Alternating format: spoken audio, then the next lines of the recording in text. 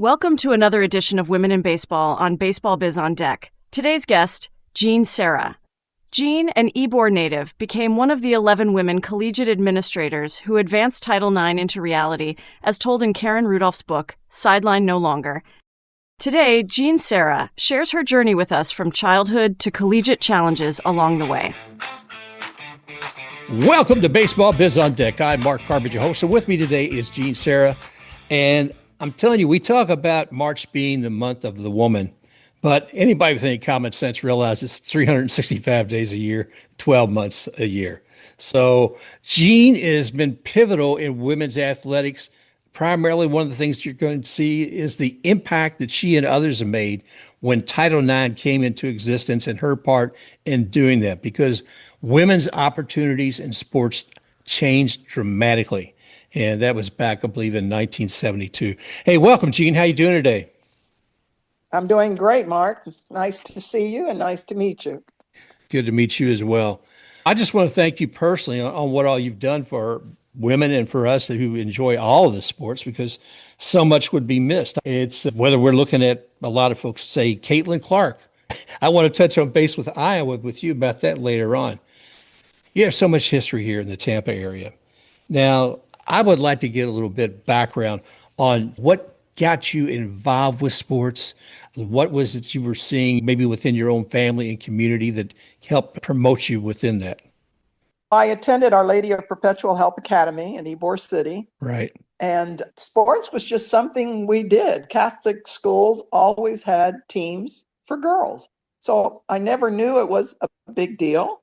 I enjoyed competition. I had a touch of polio when I was a child, and I was restricted from participating in sports. And so I can remember that my mother wrote a note trying to get me exempt from playing, and I gave it to the PE teacher because I wanted to participate. Discarded the note she wrote to try to get me exempt from it. So it was something I always enjoyed doing. And so I just participated in various teams. Back then, about the only sports we had were team sports. I used to tease that the only teams that Catholic schools had were things with one ball because that was all they could afford.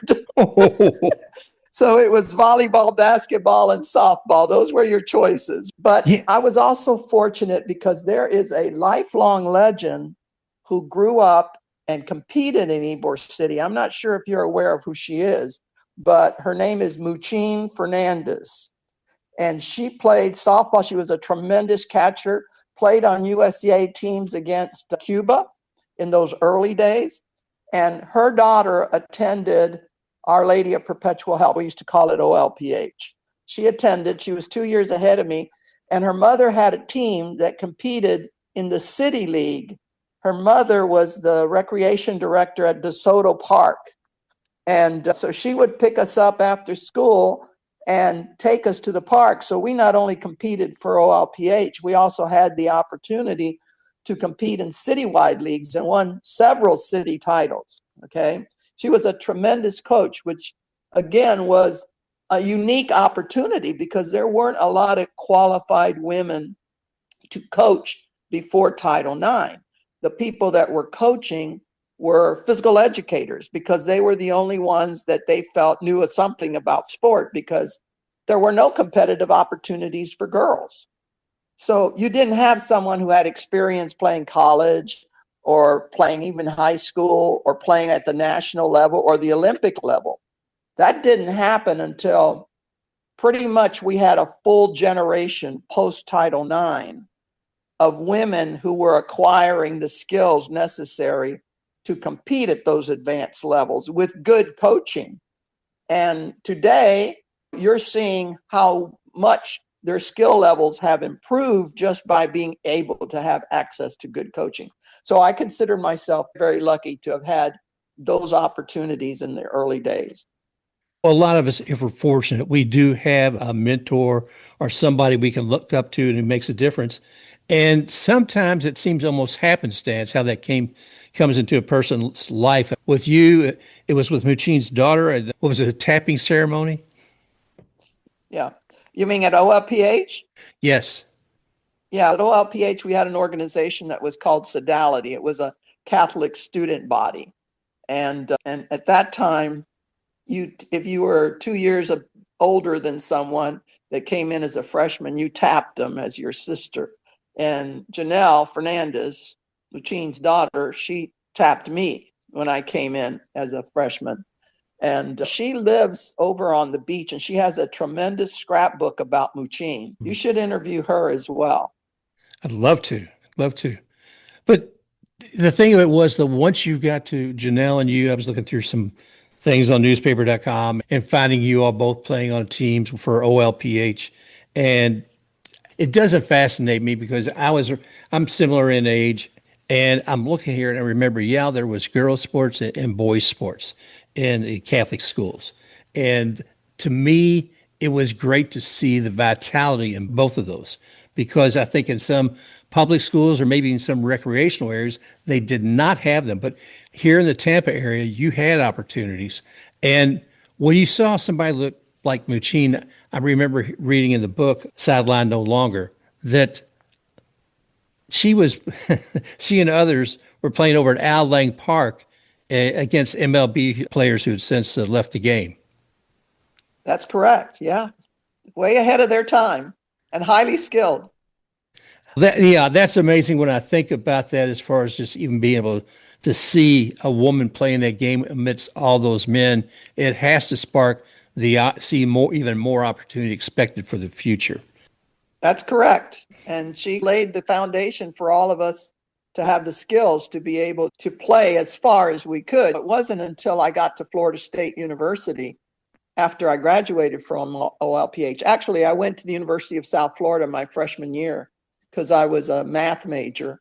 And the university was very new at that time. I graduated in 63. I think it opened in the late 50s. And for me, it just never felt like I was going to college because I lived at home and commuted, and all my friends from OLPH were there. So I felt like I was going to 13th grade. I remember going into the cafeteria one day to meet all of them for lunch. And I said, I'm getting out of here. I'm leaving. And they said, where are you going? I said, I'm going to Florida State. And they said, but you don't know anybody there. I said, I know. But Florida State at that time, I don't know if you know this, but Florida State was an all-women's college. And it was Florida State College, Teachers College. It was a teaching institution, Teachers College for women. But they had probably one of the top physical education programs for women. Back then, you got a degree in physical education for men or physical education for women. There were no co-ed classes until after Title IX. So I was attending there from 1963. Like 63, I graduated from, so I went a year to South Florida. So 64 to 67, I graduated there in 1967. And I showed up, and of course I decided to become a physical education major at that time. And I'm looking for a team to compete on, and there are no teams to compete on. And they told me, they said, oh, no, you can play intramurals. I said, I don't want to play intramurals. I want to play at a highly competitive level. And they said, oh, no, that doesn't exist. Now, you have to know that back then, athletic departments for men did not have the kind of assets, the budgets that they have today. They were living off of student fees. So we paid, men and women paid the same amount of student fees out of our tuition that went to men's athletics, but did not get anything for women's athletics. So that kind of sparked a little fire in my belly to say, this isn't fair. So I think that carried over the rest of my career in terms of really having the desire to try to change things as quickly as possible, because time was of the essence. When we finally got the opportunity for women to compete, if you were a senior, you had 1 year to compete, and that was it. So there were no other opportunities after that. So that's why time became so important. That's the thing. Title IX, what was it, 1972? And once it's put into place, it isn't flicking a switch, and there's this cascade of going all across schools in the nation to adapt and adopt and make better opportunities for women in sports. That took a lot of grit from people like yourself to push for it to happen, to get that money, because I remember as a young man, there weren't any broadcasting rights and some of these other things, and looking at the largesse that was being spent on young boys' high school basketball and football, but nothing there. So going back to turning that switch on and the immediacy that you saw with that. What were some of the early challenges that you faced?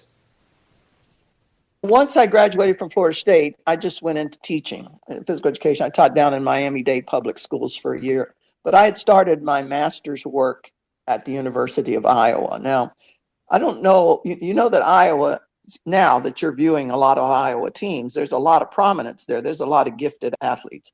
Iowa always had was way ahead of the rest of the country in terms of competitive opportunities for girls. Right.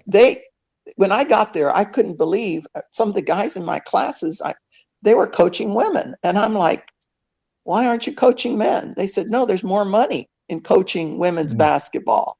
And women's high school basketball is the only one that is televised statewide. Men were playing the prelims to the girls' games in Iowa. So now this is a real shocking phenomenon to me. It's really. And so back then, women's basketball was a 6-player game. It's not like the men's game today. Okay, I say men's game. It's our game too. But right. But back then, the men played the traditional 5-player full court basketball. In those early days, women's basketball was a 6-player game. Okay, and you had 3, and it was divided court. So that means you didn't cross the center line. If you were a forward, get this, you could dribble the ball only 2 times, and then you had to pass it. So everybody knew that you were going to pass the ball after 2 dribbles, correct? So you dribbled the ball 2 times, you passed it, and then you had to pass it over the center line, or the guards actually would have to pass it over the center line to get it to a forward. Only the forwards could shoot on that half of the basketball court. And it was basically a 3-on-3 game. Now, I'll also share with you, when my mother played, it was 3-court basketball. There was a 10-foot line in the middle, and you still had 2 dribbles, but you only had 2 forwards, 2 guards, and 2 centers. So the centers played in that middle section and tried to deflect the ball from going over to the other side of the court. That was 6-player basketball.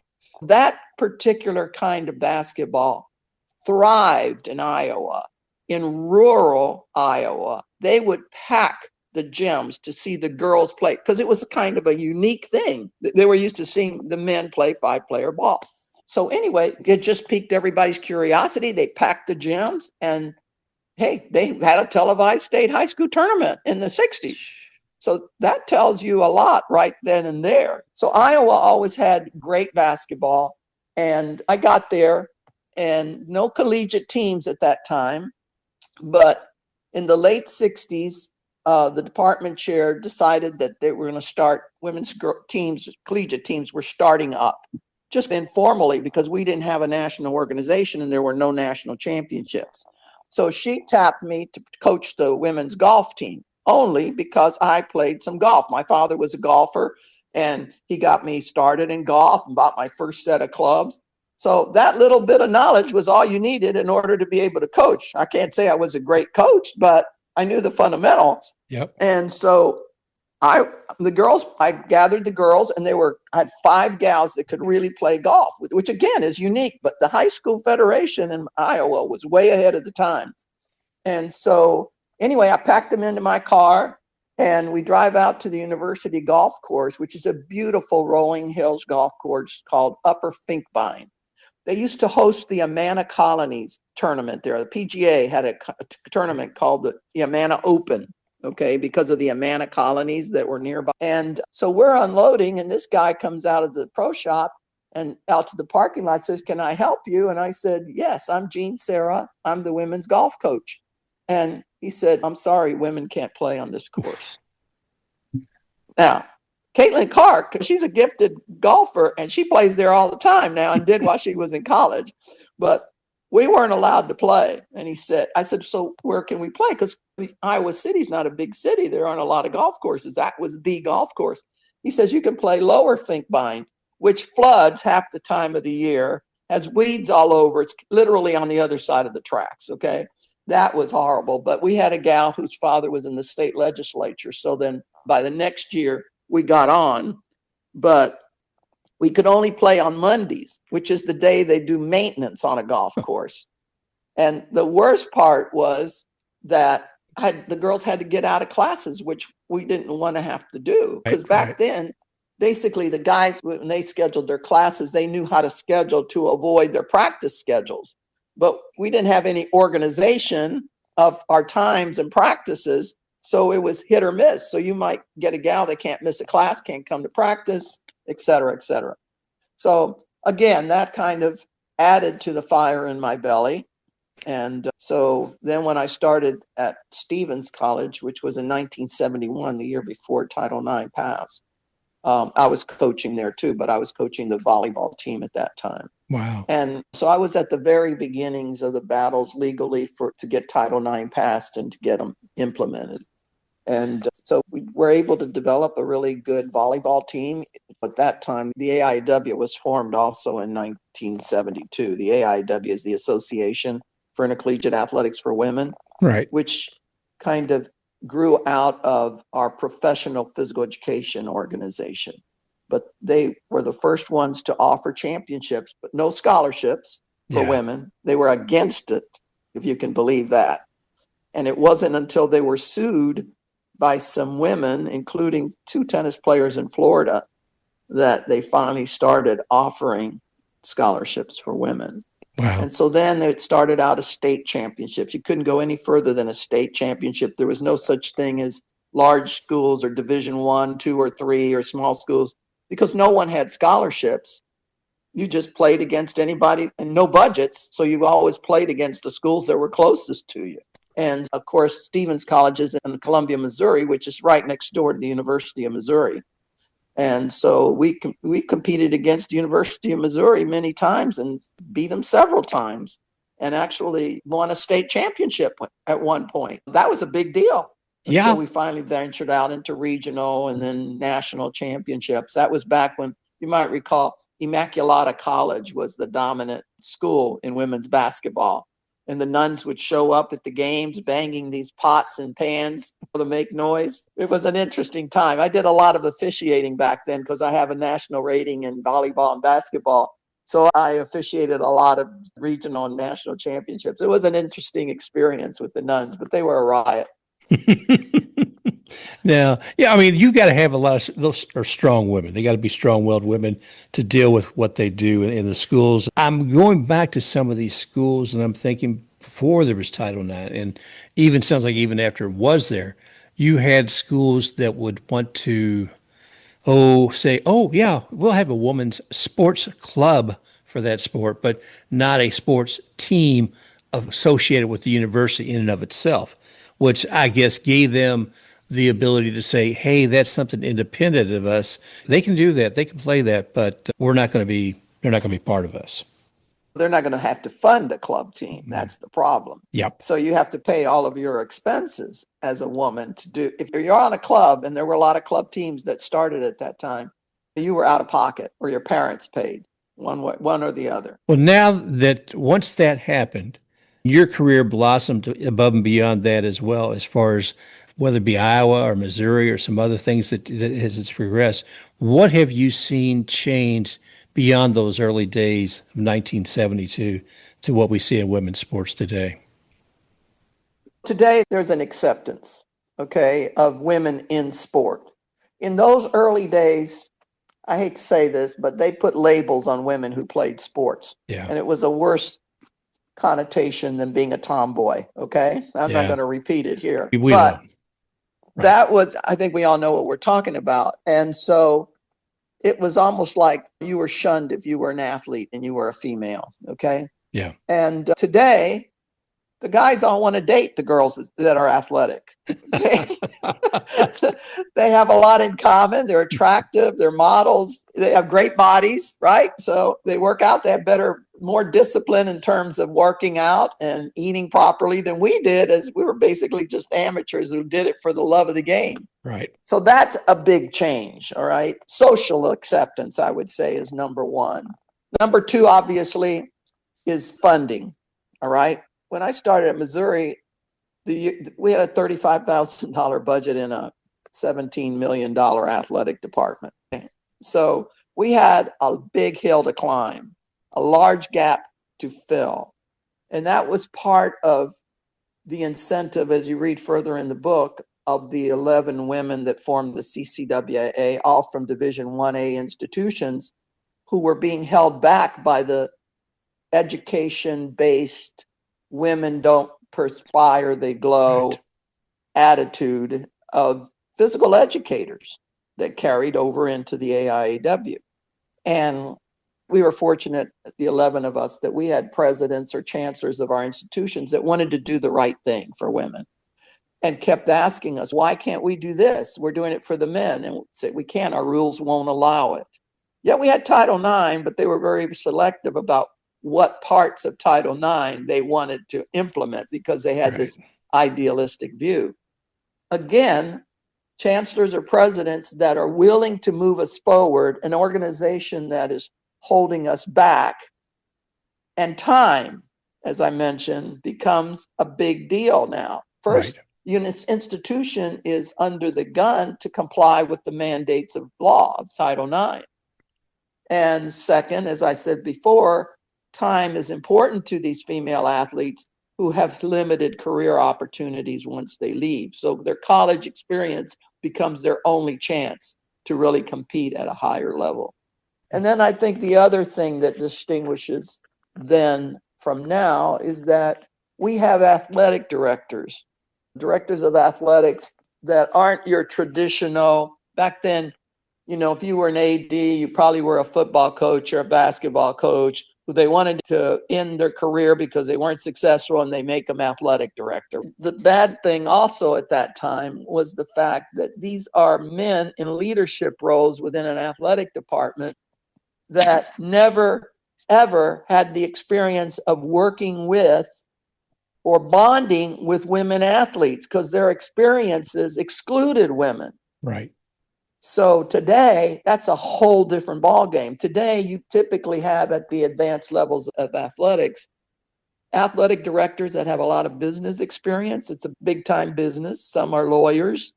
They're not necessarily the football or basketball coach because they don't have the qualifications to lead multi-million-dollar enterprises.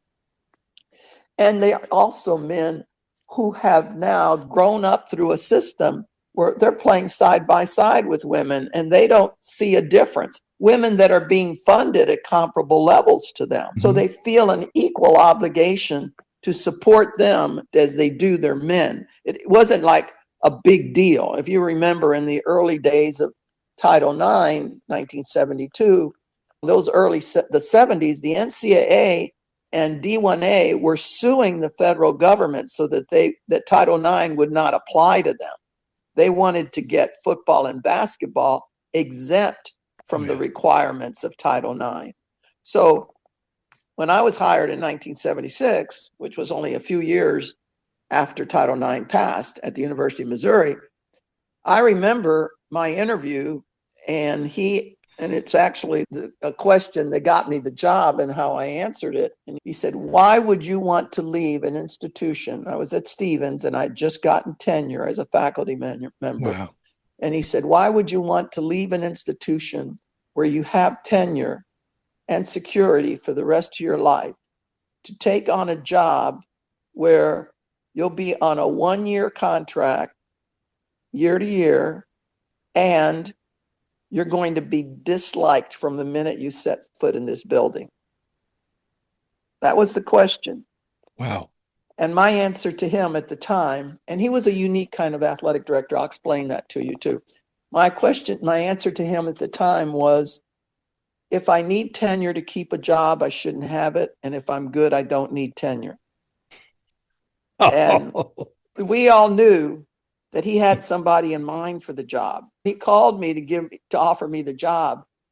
I asked him, I said, I'm surprised because everybody felt that you had somebody in mind. And he said, I did, but I like the way you answered the tenure question. Now, that's what got me the job.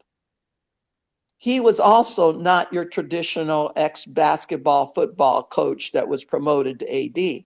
He had been superintendent of schools in St. Louis. So he had an education background. He wasn't your jock type AD. Really nice man, very intelligent, very kind. And our chancellor at the time hired him as AD, but our chancellor, before he became chancellor, had been the superintendent of schools in St. Louis before Mel took the job when the chancellor came over to the University of Missouri. Right. So it was a unique experience. And I think it was another reason why the chancellor was so committed to doing the right thing for our women, because he had been a superintendent of schools. They treat men and boys and girls the same, and it doesn't matter your heritage, your ethnicity, or whatever. You're in the school system, everybody's the same. Okay. So I think that carried over to his tenure as chancellor of the University of Missouri. And I'm thankful for that, because in many ways I was blessed. Yeah, it was a slow road. It was a slow road for all women at that time to really get funding levels up to where they are today. But you also have to remember that the men's non-revenue sports were ignored as well. All the money pretty much went into football and basketball in those power institutions.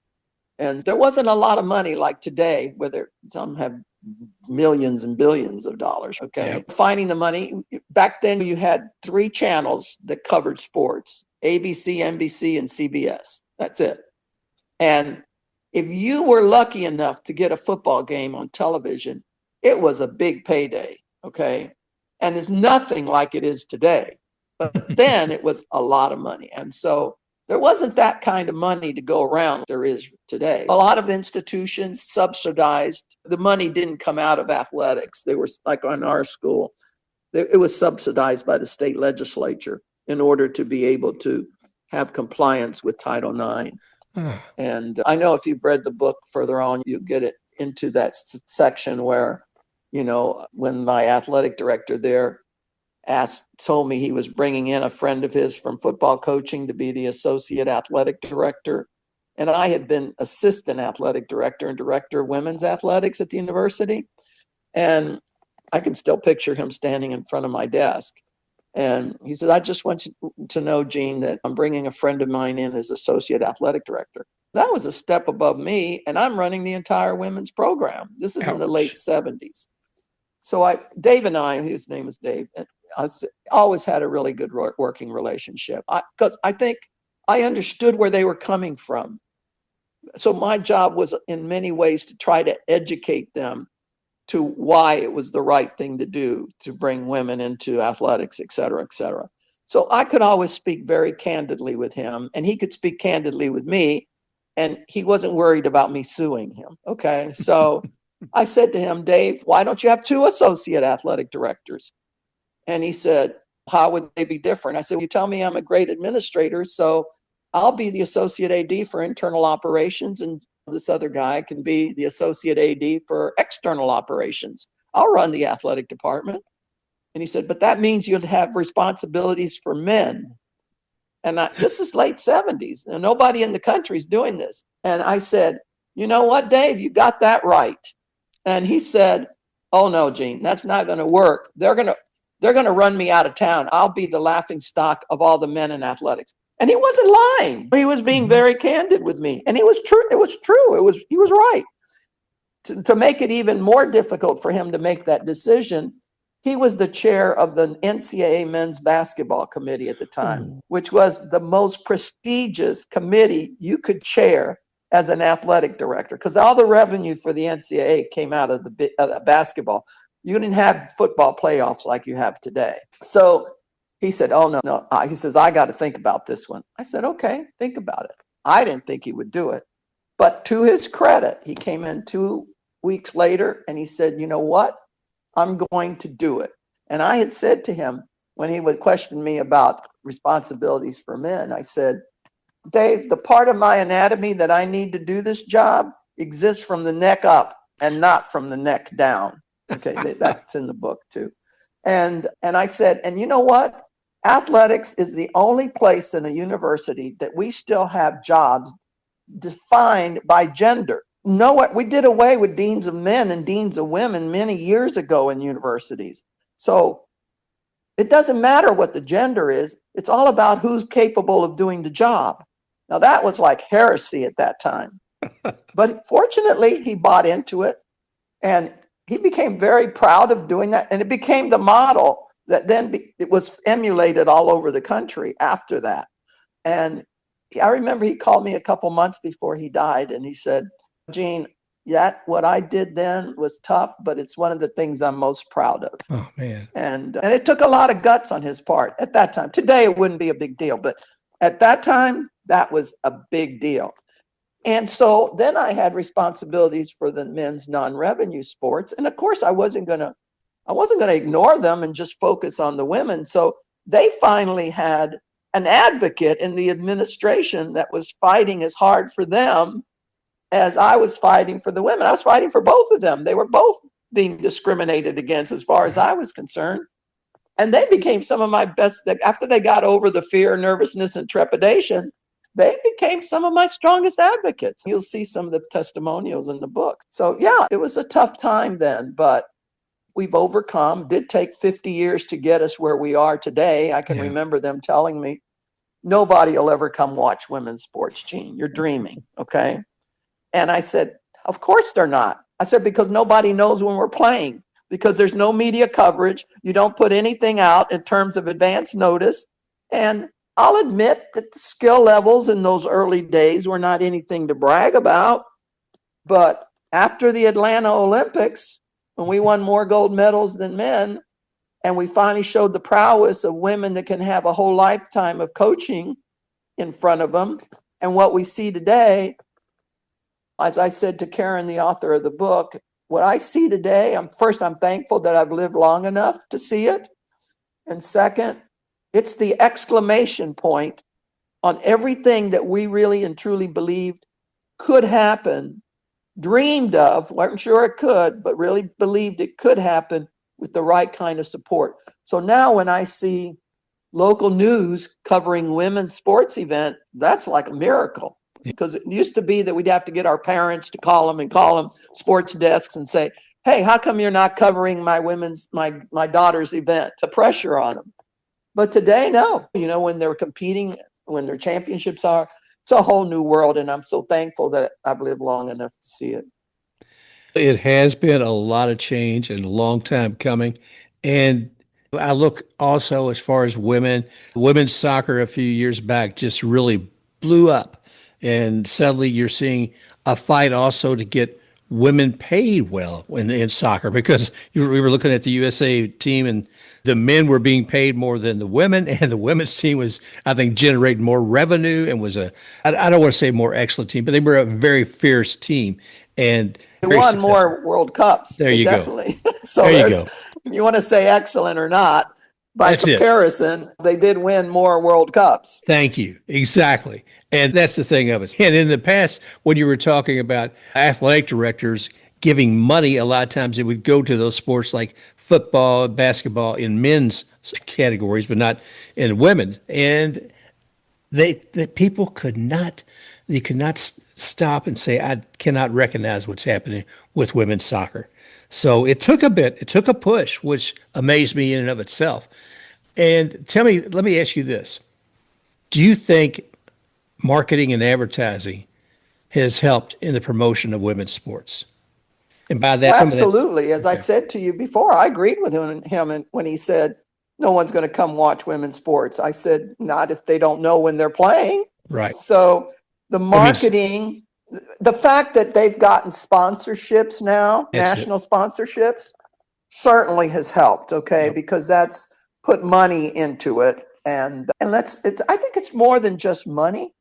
I think people are excited to see them play. They see them play now at a very high level. They're athletes. They don't think of them as girls or boys or men or women. They're athletes. And when you've got something good to watch and exciting to watch, you're going to keep turning it on and keep looking at it. I can remember after they told me that no one would ever come watch women's sports, I said, I had suggested at that time that we have the volleyball teams, for instance, play the preliminaries to home football games, okay?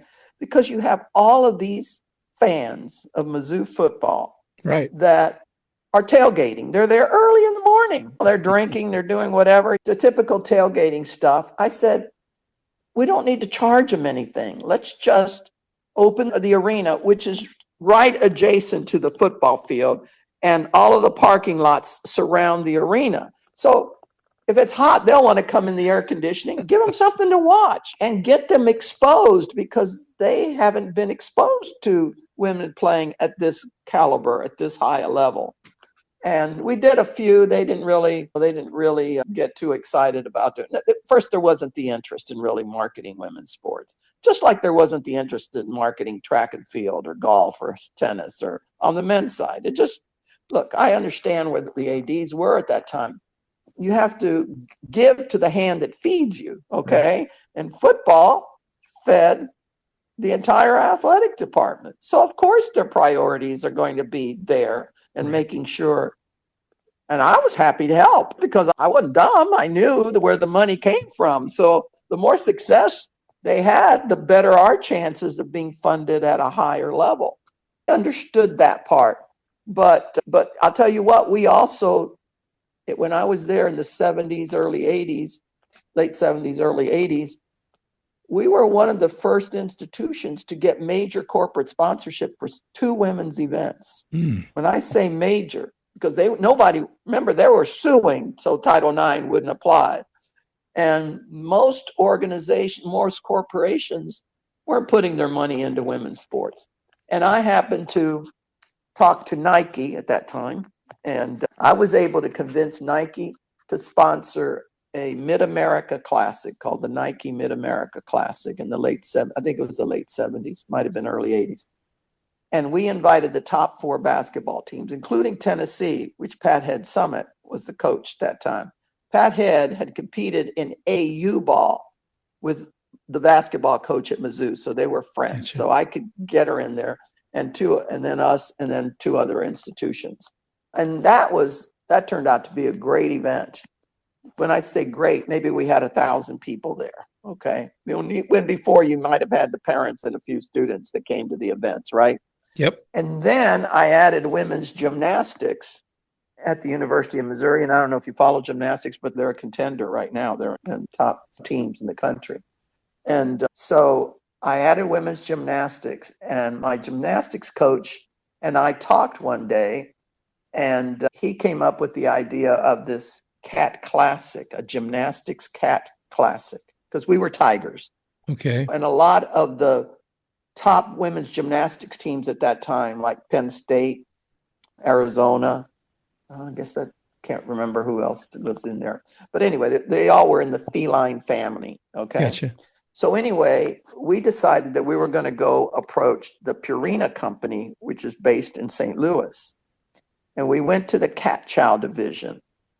And we talked to them about starting a women's gymnastics event called the Cat Classic. Again, this was unheard of in women's sports. And they loved the idea so much that they wouldn't let us leave. They said, oh, no, you can't go back to Columbia. We're getting our marketing division in here. We're getting our artist in here. And so we stayed the rest of the afternoon. They gave us $10,000, which to us seemed like $1 million. But to them was a drop in the bucket, okay? Yeah. But we finally had a major corporate sponsor. And so we called it the Cat Classic. It was a wonderful event. They gave the gals all kinds of Purina, like we had Purina umbrellas that were checkerboard and blankets that were checkerboard. I still have. And so on the gymnastics events, all of the gals that were competing parade, you know how they parade in gymnastics. They came in parading with their checkerboard umbrellas. And that grew into a really big event. After I left, I don't know, they dropped it. I don't think they were too excited about it, but I was excited about it because it was a big deal at that time. But anyway, as I said to you, I think corporate sponsorship has made a big difference. Right. And certainly in terms of salaries as well. So they're still not paid. The WNBA isn't paid what the men are. But again, you have to be patient. It does take time. But if you to go back to soccer, they finally won that battle. And they were the first ones to really create. I would say first, because Billie Jean King did it with the WTA. Good point. In terms of team tennis and women's tennis. You got just, even though we're 50 some years past Title IX, you still have to prod. You still have to poke the bear and make them aware that things are not really where they should be yet. Yeah. Certainly, we've come a long way, baby, but we still have a ways to go. I look forward to the day when we quit having to say, oh, here is the first woman who is in this position, CEO of whatever. The sense of normalcy of a man or woman being in any position should just be flat out open. But those days are slowly turning. Whether we're talking about how women's soccer has advanced and getting pay that's more reasonable with their achievements, if we're looking, I'm tied into women's baseball. So there's a lot that I look forward to seeing happen with that as well. But there is a lot of work. It's been 50 plus years since Title IX was put into effect, but it's been a long road. I do like that you didn't waste any time about it, Gene. You're cracking right in there trying to make sure it's being implemented and finding the catch house sponsors. Aces to you on that. Finding something that was a fit and try to get a way to get the word out there to promote women's sports. I salute you. I'm going to say something right now that's going to reinforce what you just said about doing away with describing people by gender. All right. Yep. In certain positions. As I said to you, when I said what I need to do, this job exists from the neck up instead of the neck down, meant let's forget gender. You're capable or you're not. And when I received my Lifetime Achievement Award I guess it's been 3 years now. And the one question they asked me was at the end, they said, what do you think would really be the best indicator that women are now on equal footing with the men? And I said, when we get to the point where you can have a job and they do away with the adjective men or women. Okay. Amen. Amen. Just use the analogy of black or white. We don't say it's a black CEO or a white CEO. Why do we have to say women or men? A lot of people think that we were in this battle just for women, but that in some ways it's true. That was the motivating factor. But when we made the decision to take on all of the women in the United States of America, the 11 of us, which was not easy because they were friends of ours, colleagues and friends, and say, it's time that you're integrating athletic departments. We need to integrate men and women as equals within the department, including the organization and rules that are providing oversight to this. So it was really more of a battle for equality of men and women, or just putting them in the mix, shaking it up and saying it doesn't matter, they're all athletes. Okay. And I have to remind people of that because they think, oh, it's just all about the women and women. Not really. As I said to you, our men's revenue sports benefited, non-revenue sports benefited. And as I know, I was fighting as hard for them as I was for the women. People lose sight of that. Yeah. But you're absolutely right. When we stop identifying people by gender, you can go back to Martin Luther King. It's the character of the person and not the color of their skin. Hey, it's the same thing. It's the competency of the person and not their gender that matters. It's what's above the neck that's going to make them successful or not. No, Gene, I'm with you 100% there. It's just, I think a lot of these things, a lot of time what this is about is people trying to wrap their head around it. And when there has never been a woman in that position, they want to celebrate it, and I get that. And they should. But that conversation should end almost as quickly as it begins. Celebrate that person in that position.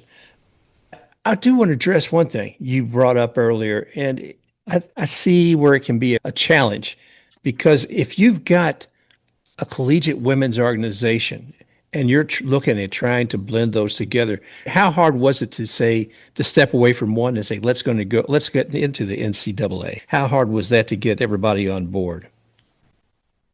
We didn't have everybody on board. It was a risk. Okay. Yeah. Remember, there's only 11 of us. Yeah. That felt strongly about it. You know, how many men, there's 67 at that time, there were 67 D1A schools, all right?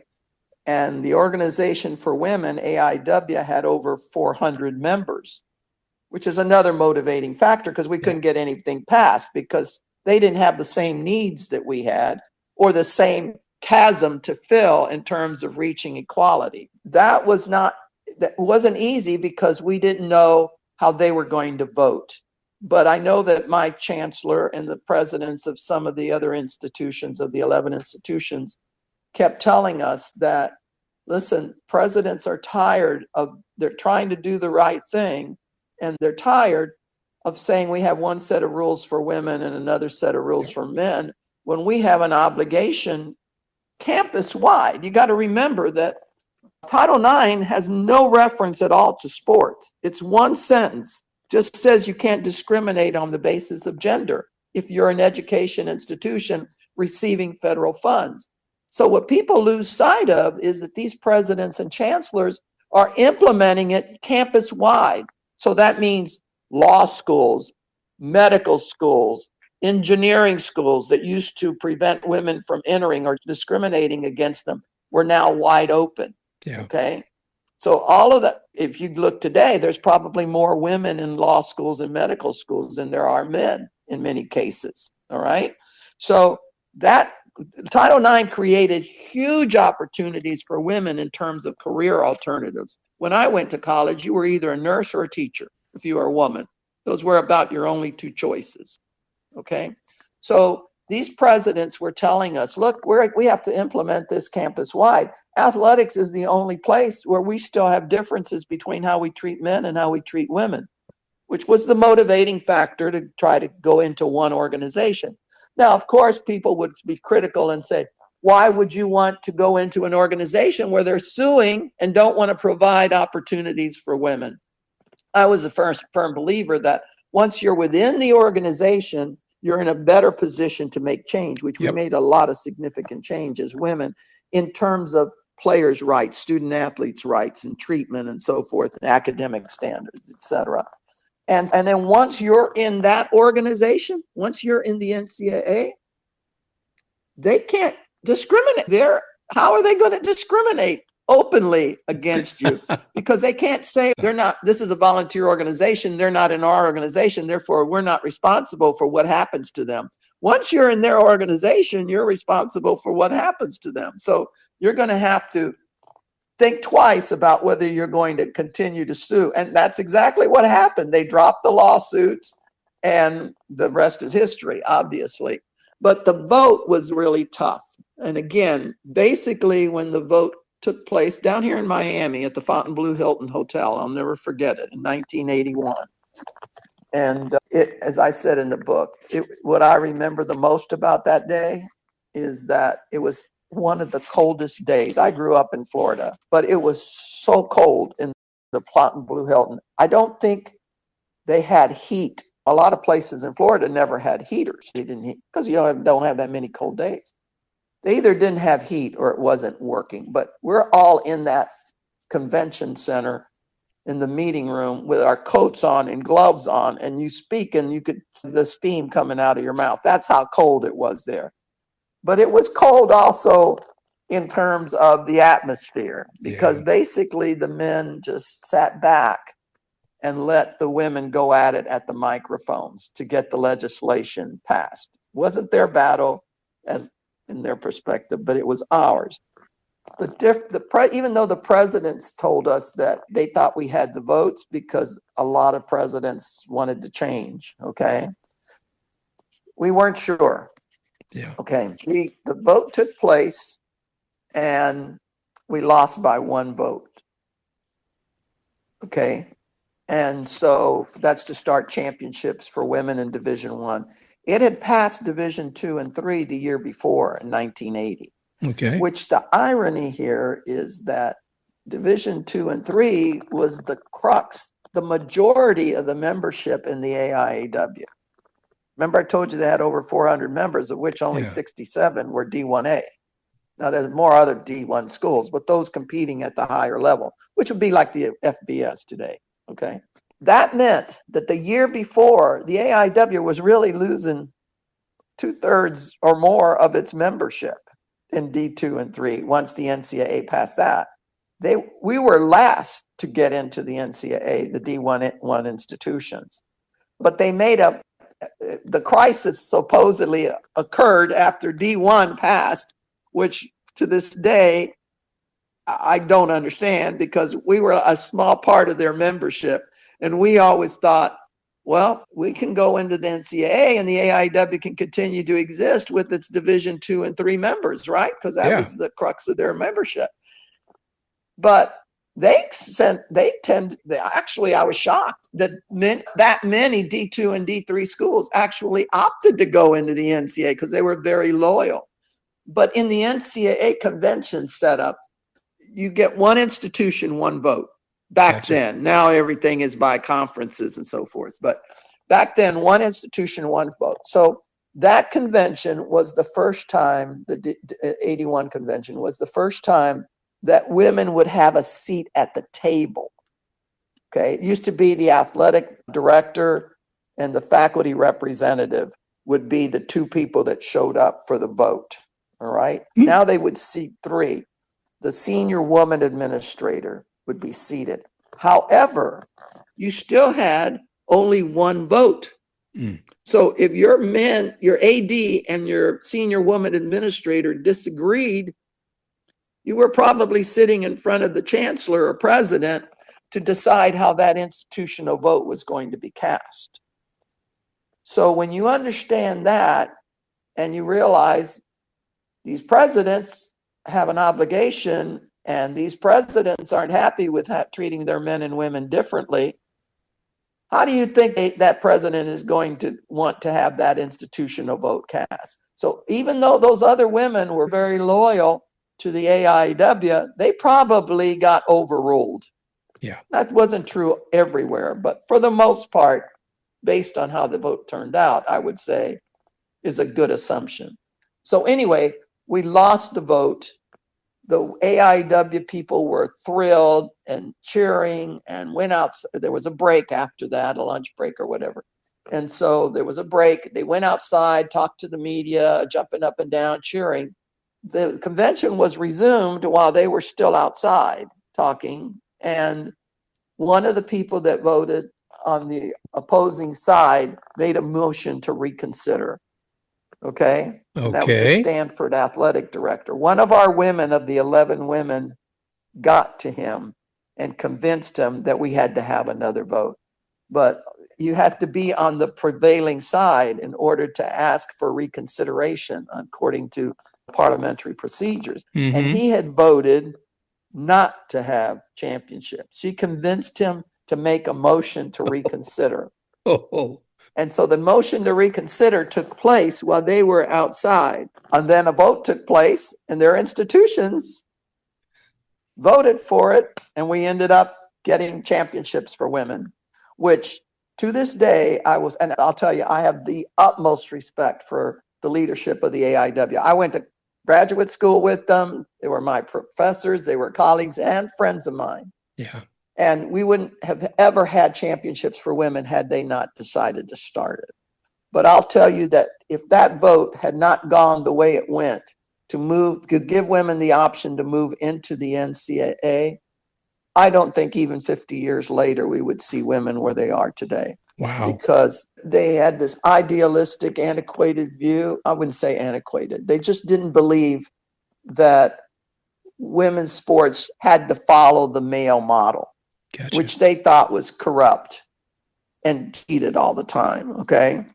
And they were firm believers that women should be providing oversight for women. Again, back to the statement I made earlier, that it wasn't just about women rights. And so we were looking for equality, a blended kind of department where roles, your gender didn't matter. You were respected for who you are as an athlete or administrator. But I can remember him calling me, one of the leaders and who had been in grad school with me, saying that I betrayed women when I made the suggestion to have a department that was not based on gender roles. Wow. And I said, no, I don't think my answer to her is, was, and she was a prominent figure as well. And I said, no one is ever going to accuse the two of us of not doing what's right for women's sports. We just disagree on how to get there and how fast to get there. I am certainly happy that it happened the way that it did, and somebody was wise enough to approach a no vote and lobby them to get to the point where they could see the realization of the future. So kudos to you and that whole team of folks who did that in the Fontainebleau those many years ago, and they opened wide the door for NCAA Division I women and or period across all of the sports. But daggone, Gene. That unfortunately the AIW folded the following year, which was not our intent. As I said to you, we thought it would continue to exist with the D2 and 3 institutions. But then they sued the NCAA for antitrust, which I never understood. How you could sue an organization that's certainly it was men only, but when men had two other choices, they could go into the NAIA and the NJCAA. Okay. Women had one choice. So how do you sue an organization that gives men three options when you only give women one for antitrust? It made absolutely no sense to me. And of course, I testified in federal court on behalf of the NCAA, and they lost that suit. But that's the sad part, because I really do think that the AIW had a purpose for people that shared that mission, and perhaps even expand to have opportunities for men and women within the AIW, because it was a philosophy that some of these little schools that don't give scholarships, that especially D3 that are very education oriented, not highly competitive, would have bought into. But unfortunately, they didn't have that much money and they spent it on litigation. There's a great book out that kind of explains all of that. It's a book by Ying-Wu Shanley, and it's called, one of the early books way back when all this was happening, called Playing Nice and Losing. Oh, if you get a chance, read it. It gives you you'll have a lot more information about the AIW and how that was structured. that's a good one. I'll make sure we have that in the notes as well, Gene. And I want to remind folks, we're talking with Gene Cerra here, and luckily I got to be introduced to Gene by Karen Rudolph. She's the author of Sideline No Longer, The Untold Story of Women's College Sports. She visited the Tampa Baseball Museum and Ybor, which is how this whole thing got connected. But Gene, I can't Yeah, I was with her. I was really impressed. I was with her. Oh, that's so cool. I didn't know. Yeah. I didn't know. Josh, I'm sure probably gave you a pretty good tour. He's very informative. Oh, he was great. He was great. Yeah. Did he show you Shushu, Sinida Worth? I saw her on the wall there. Isn't there a mention in there? Yeah, she's on the wall, and I'm trying to do a lot this year to celebrate her centennial. And unfortunately, she's no longer around, but if I look across recreational sports in Tampa, she was doing everything from volleyball, acrobatics. She was doing on different softball teams for different companies. She was in the All-American Girls Professional Baseball League. And when she wasn't playing, she came back and she played basketball for the Seabreeze basketball team in Tampa. Oh, wow. Yeah. I'd have never heard of her. That was interesting when I was in there. And again, Moochine Fernandez, I think, is a person that you should talk to her daughter. She's got a lot of information on her. I would absolutely love to. I'm going to, after this call, if you give me the contact info, I'll make sure that I do. So I'll alert her to the fact you'll be in touch. And okay. I have encouraged her to pay a visit to the museum and to bring her scrapbook, because unfortunately, all the stuff back then, because there wasn't any media coverage, you got to work hard to uncover it. Yep. It's just not readily available. I didn't know you came and visited. Again, I want to thank you and for sharing your history and giving us a sense of how things have changed with Title IX. And it looks like there's still some work to do, but my gosh, who would have guessed? I know. I dreamt of it. I didn't know whether I'd live long enough to ever see it. Even Karen, when she approached me about writing the book, I said, listen, I'm 80 years old. If you're going to write something, you better start quick, because I don't know how long I'm going to be alive. Gives a sense of immediacy. And how long my brain is going to work in order to remember all this stuff. I thank you for sharing all this with us today. And folks, I'll put stuff in the notes on Gene and Gene Cerra. Thank you so much for joining us today here on Baseball Biz on Deck. You have been listening to another edition of Women in Baseball on Baseball Biz on Deck with Mark's honored guest, Jean Cerra. You can find more about Jean Cerra and the 10 other women who fought to advance collegiate athletics for all in Karen Rudolph's book, Sideline No Longer, The Untold Story of Women's College Sports. Just a reminder, you can find Mark at marknicecorbett@gmail.com.